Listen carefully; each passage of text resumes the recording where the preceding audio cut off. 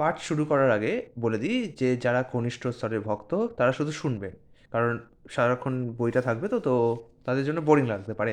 যারা মধ্যম স্তরের ভক্ত তারা শুনবেন এবং দেখবেন। আর যারা উত্তম স্তরে রয়েছেন তারা যারা উত্তম স্তরে রয়েছেন তারা অবশ্যই চেষ্টা করবেন একটুখানি নিজের মুখে পাঠ করার, কারণ ভাগবত পাঠ শুনলে তো পুণ্য হয়ই, তার সাথে যারা পাঠও করে তারা আরও বেশি পুণ্য লাভ করে। তো ভগবদ্গীতা বলছি বারবার, শ্রীমদ্ ভাগবতের দ্বিতীয় অধ্যায়ের দিব্য ভাব এবং দিব্য সেবার শ্লোক নম্বর 2 হচ্ছে সুত উবাচ জং প্রব প্রব্রজন্ত মনু পেতম পেতকীর্তং দ্বৈপায়ন বিরহ কাতরাজুহাব পুত্রেতি তন্ময় তয়া তর বহু ভিনেদুস্তং সর্বভূত হৃদয়ং মুনিমাত হস্মি।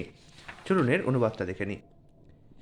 ছিল সুদ গোস্বামী বললেন, আমি সেই মহর্ষিকে, অর্থাৎ এখানে সুখদেব গোস্বামীর কথা বলা হচ্ছে, আমার প্রণতি নিবেদন করছি, যিনি সমস্ত জীবের হৃদয়ে প্রবেশ করতে পারেন।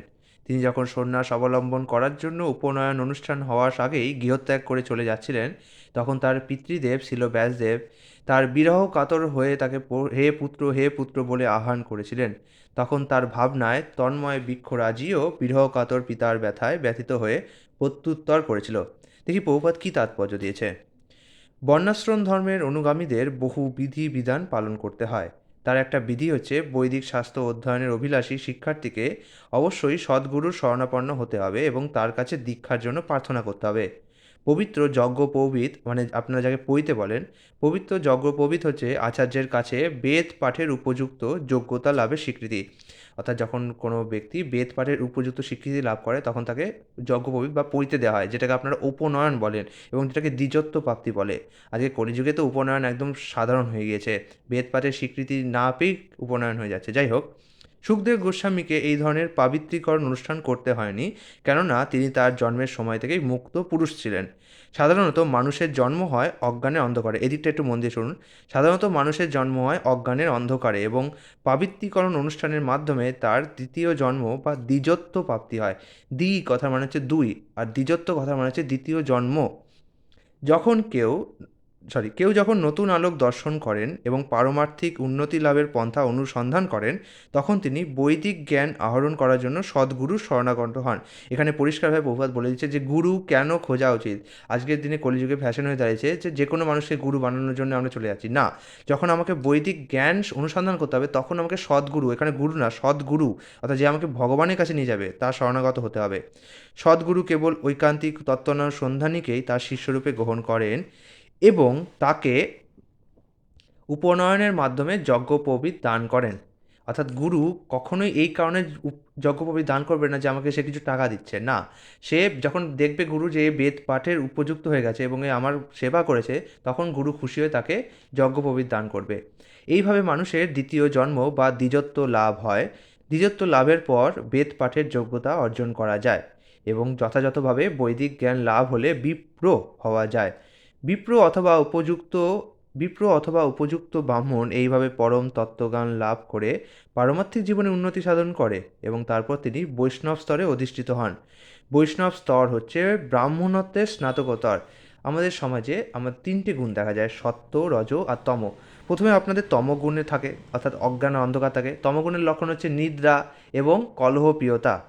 রজগুণে তারপরে উন্নত হয় মানুষ। রজগুণে একটুখানি শিক্ষা আসে কিন্তু কাম বাসনা লুপ্ত হয় না। সত্যগুণে কি হয়, প্রকৃত শিক্ষা আসে এবং কাম বাসনা লুপ্ত হয়। কিন্তু তারপরেও যখন যে আরও এক্সট্রা যায় তখন তাকে বলা হচ্ছে ব্রাহ্মণত্ব পার করে বৈষ্ণবত্ব। অর্থাৎ যে কাম বাসনার তিনটে গুণ, দেখুন, গুণ কথার অর্থ হচ্ছে দড়ি। গুণ আপনাকে বেঁধে রাখে, সত্যগুণও তেমন কিছু বেঁধে রাখা হয়। তাই যাকে যে নির্গুণ হয়েছে, মানে সমস্ত গুণ পার করেছে, সে তখন বৈষ্ণব স্তরে হয়। বৈষ্ণব স্তর হচ্ছে ব্রাহ্মণত্বের স্নাতকোত্তর। প্রগতিশীল ব্রাহ্মণকে অবশ্যই বৈষ্ণব হতে হয়, কেননা বৈষ্ণবই হচ্ছে যথার্থ আত্মজ্ঞানী তত্ত্বদ্রষ্টা ব্রাহ্মণ। ছিল সুখদেব গোস্বামী প্রথম থেকেই বৈষ্ণব ছিলেন, তাই তার বর্ণাশ্রম প্রথা অবলম্বন করার কোনো প্রয়োজন ছিল না। এবার আপনার প্রশ্ন করবেন, কেউ জন্ম থেকে কী করে বৈষ্ণব হতে পারে? দেখুন, পারমার্থিক জ্ঞান যেটা আপনি আজকের দিনে সংগ্রহ করছেন সেটা ক্ষয় হয় না। আপনি এই জড়জগতে ডাক্তারি, ইঞ্জিনিয়ারিং, কত কিছু বিদ্যা অর্জন করেন, কিন্তু যখন আপনার মৃত্যু হয় তখন সব বিদ্যাই নিষ্ফল, আপনাকে পরের বার আবার শিখতে হয়। কিন্তু যখন কোনো মানুষ পারমার্থিক জ্ঞান সংগ্রহ করে, তাই তারা পরের জন্মে সেই জ্ঞান নিয়ে যায়। এই জন্য দেখবেন কিছু কিছু মানুষ অনেক তাড়াতাড়ি ভগবত ভক্তির পথে চলে আসে, কিছু কিছু মানুষ অনেক দেরিতে আসছে। এটা এই কারণে হচ্ছে যে আগের জন্মে নিশ্চয়ই তার কিছু সুকৃতি ছিল, সেই সুকৃতির জ্ঞান এই জন্মেও তার প্রকাশ দেখাচ্ছে। তাই তার বর্ণাশ্রম প্রথা অবলম্বন করার কোনো প্রয়োজন ছিল না। বর্ণাশ্রম ধর্মের চরম লক্ষ্য হচ্ছে কলুষিত মানুষকে ভগবানের শুদ্ধ ভক্ত বা বৈষ্ণবে পরিণত করা।